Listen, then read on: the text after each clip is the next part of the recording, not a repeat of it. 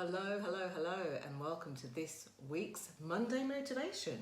The motivation that's been made not just for your Monday, not just for your morning, but often your week. And today we are talking about what happens towards the end of the year. We talk about strong finishes, and this actually came because, yes, it is the last month of the year, but it actually came from a series of conversations that I've had with a lot of different people, from organisations to individuals. So one thing to know about these Monday motivations are they were created especially and specifically because Mondays can sometimes get a bad reputation. You know, there's been songs written about not liking Mondays as I pour my water. There's been songs about not liking Mondays. Mondays are sometimes a day that people fear or dread, and sometimes it's one that they commit themselves to as being the busiest day. I'm so busy, I can't think or do anything else. When in fact, Monday is a fantastic day to springboard into your week. So, I was very recently doing my training runs. You know, I'm in it for the long haul. I'm in it because I'm running a marathon and not a sprint, quite literally. And one of the trainings was talking about how we build up our stamina. And as usual, we started off with a, fairly kind of slowish, manageable pace, just to warm ourselves up and get ourselves into the groove, so to speak. And then we had a long stretch of running. Now these stretches, as time goes on, will obviously grow. And the whole idea is to strengthen us as we go along, to prepare us for running longer and longer distances and to have the stamina to do so. So at the moment, it's not about doing everything quickly, speedily, or breaking records in terms of time. It's all about that, one foot in front of the other and building up literally our muscles to be able to keep going for longer and stronger. And it had me think about the theme for today's Monday motivation. It had me think about all of the reasons that we want to keep running, keep going, keep getting stronger for longer. So this morning I thought I would share a few insights. Some of the things that I share in group training, some of the things that I share with private clients. And obviously because I don't know your particular circumstances, I have to make this generic, but do know that I've been teaching these Monday motivations very specifically now for 4.5 years, that I've been looking after groups of people and individuals for the last 10 years in my business. So what it means is, much like the subject that I'm talking about, as we go along the way, as we tread the path, not only do I get such great insights from the people that I'm very privileged to work with, but I also get great insights myself. I'm a work in progress, just like you. So this week, as we go into the week, I'd like you to think not about all of the things that you might have to do or might be on your to-do list, but think of some of the things that you might be starting to feel regretful about, okay? Think about some of the things that you might start to be questioning or wondering, by the end of this year, will this happen? Into and going ahead into, well, how do I want things to look? So there's a couple of things that I'm going to share. Please feel free, as always, to share these Monday motivations. Like, I'm literally, as I say, I've been doing it in this format for 4.5 years, and I'm astounded by the number of people who share these on, sometimes to people on their timeline, so they're complete strangers to me, and the messages and the comments that come up, sometimes on the Monday shortly afterwards, and sometimes throughout the week, where people are still watching back on the replay, still being able to get great insights and great nuggets just by picking up a thing or two.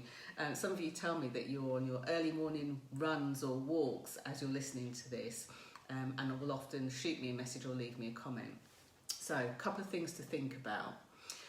If you have already spent a lot of this year in, in reflection, looking back at certain things, and maybe you had goals that you wanted to start out with at the beginning of this year, and you don't feel like you've quite got it, do remember, without stating the obvious, this year isn't over yet. This year is still going. You still have time. You still are able to put those pieces in place. And I was reminded of this on one of these training runs. So the idea, as I say, is you get warmed up and then you do a long run. And when you've got you get prompts along the way, but you've got 1 more minute left at the end of a long run. So what do you think the advice is at the end of that? Start to slow down, start to look around, start to taper it? No. The advice is, what have you got left in the tank? Why don't you use the last 60 seconds to really go for it? Why don't you see what you've got left and just go for it as much as you can, if you can? And that's really the same advice that I would give for the end of the year. If you have got anything left in the tank, still go for it. We've still got weeks. In the last 2 weeks alone, I have still had people, individuals and companies still approach me and say, is it too late to do ABC? And depending on where you are in your year and your calendar, it absolutely isn't. If your plan is to go strong next year, start to make the plans this year. So the first thing to do is decide, are you deciding to do or deciding not to do? The choice is yours, it really is, and no one else's. And, we put so much pressure on ourselves to get things right before we move into action, when all you have to do is think about it and move forward. The second thing that I have been discussing a lot lately is sometimes it's not always just as easy as think, move forward. We need to take care of what's going on in our mind. And I often talk about the head, the heart and the hands, and I'll be sharing that a lot this week, because I think I'm speaking and presenting 3 to 4 times this week alone. So I'll be talking a lot about the synergy between the three. And actually, whilst we think that one of those is most important and more important, actually what the most important thing is when it comes to self-motivation and getting stuff done. So I have been talking a fair bit recently about keeping my head in the game. And by that, I don't mean burying your head in the sand, ignoring everything around you.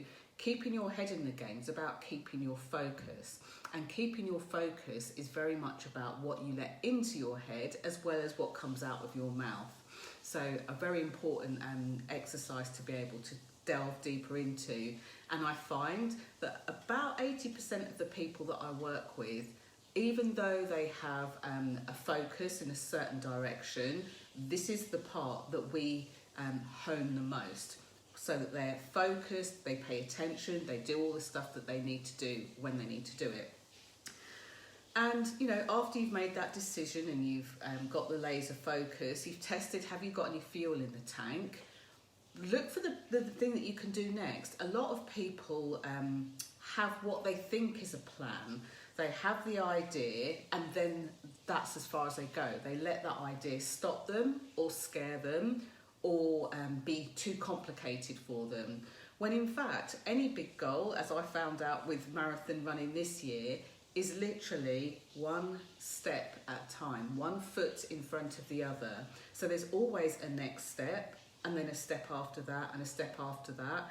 And as the saying goes about impossible, there's always one more thing that you can do. And before you know it, it says, I'm possible.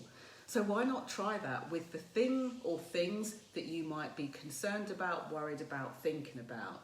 If you found yourself saying, by the end of the year I wanted to, put it in place now. There's no shame in this game. Put it in place now and start putting those step by step by step, and you'll notice what happens. I'd love to hear what happens, but if you or someone maybe you work for a company who they've been going through it in the past few months, and they feel, you feel as an individual, or they feel like it would be great to get the group together and have some step-by-step motivation, do send me a message on this page.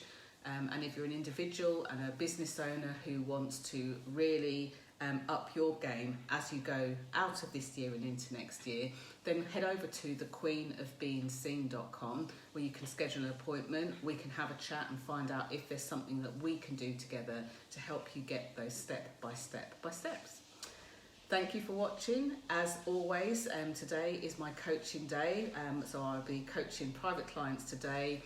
Sneaked in a couple of meetings too, so a very full but busy but blessed day.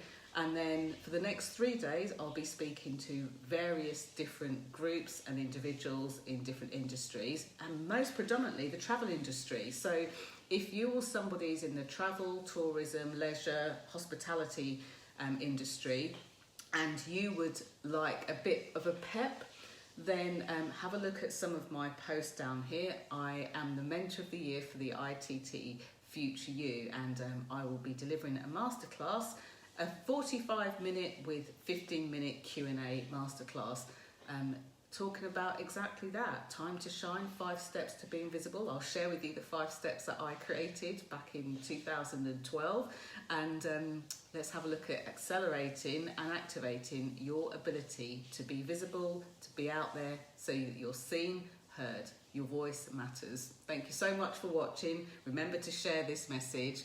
Bye for now.